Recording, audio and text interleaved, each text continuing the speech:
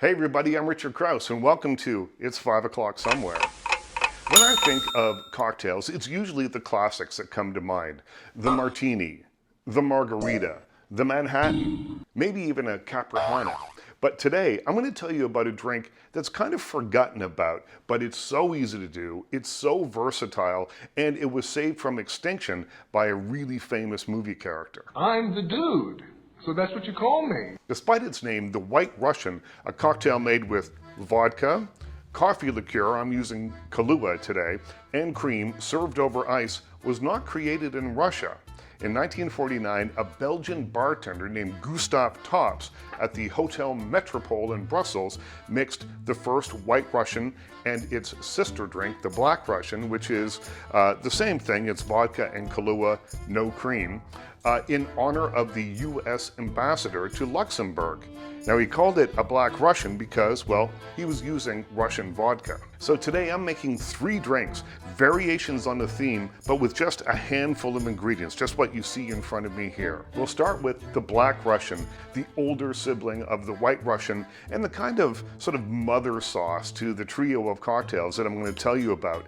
It's so simple, anyone can make this. Well, anyone over 19 can make this. I always like to start with the ice in the glass. So we'll take one of my giant cubes, throw it into the perfectly selected glass, and then this is where it gets super easy. I'm using Kahlua. I'm just using an ounce of Kahlua.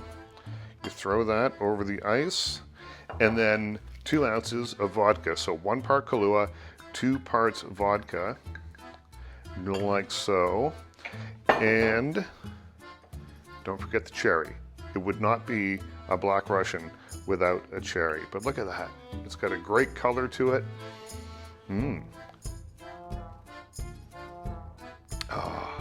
I was a bartender in the 1980s, and when I taste one of these, it tastes to me like 1987. It's like a little carefree, but it's got a bit of an edge to it. I can hear Wang Chung on the dance floor and can almost see the wide shoulder pads on both the men and the women. Next, we get to the main attraction, the White Russian after dinner drink. It's thick and sweet, but it's got a kick, kind of like high octane chocolate milk. Now, do you remember The Big Lebowski? And of course you do. That movie gave this drink a whole new life. Popular throughout the 80s, the White Russian kind of fell out of favor by the time the Coen brothers movie came around in 1998. It was forgotten, a relic of the 1980s, kind of like talking Alf dolls or that spokes dog Spuds MacKenzie. But the movie gave White Russians a boozy new life as the dude, played by Jeff Bridges, throws back a total of 9 of the cocktails during the movie's complicated story of mistaken identity, a soiled rug, porn stars, and bowling. The movie wasn't a huge hit when it came out, but it did remind people of the pleasures of a White Russian. We've already got the basic drink in front of us. It's 1 part Kahlua, 2 parts vodka. Now we just have to add the cream or milk. Cream is the classic, but milk or soy milk is the healthy twist. Use skim milk, and it's called an Anna Kournikova, named after the tennis player. Now, to layer on the cream, take a spoon, you've all got one at home, put it in the drink, and then just carefully, very carefully, pour the milk over it. It won't be perfect like you see in Bon Appetit magazine, but it will look like there's a couple of layers going on here. It just makes the cocktail look a little splashier when it's all said and done. Sometimes the drink is made on the stove with hot coffee as a warm treat on cold days, or you can grab a blender, substitute vanilla ice cream for the cream, and then boom, you've got a frozen cocktail. The dude might not approve, but I'm sure, once he tasted it, he would abide. Now, the White Russian is one of those drinks that people are not terribly precious about. People play around with the recipes all the time. There's the White Canadian that's made with goat's milk. There's a drink called a White Cuban, which uses rum instead of vodka, and that makes sense.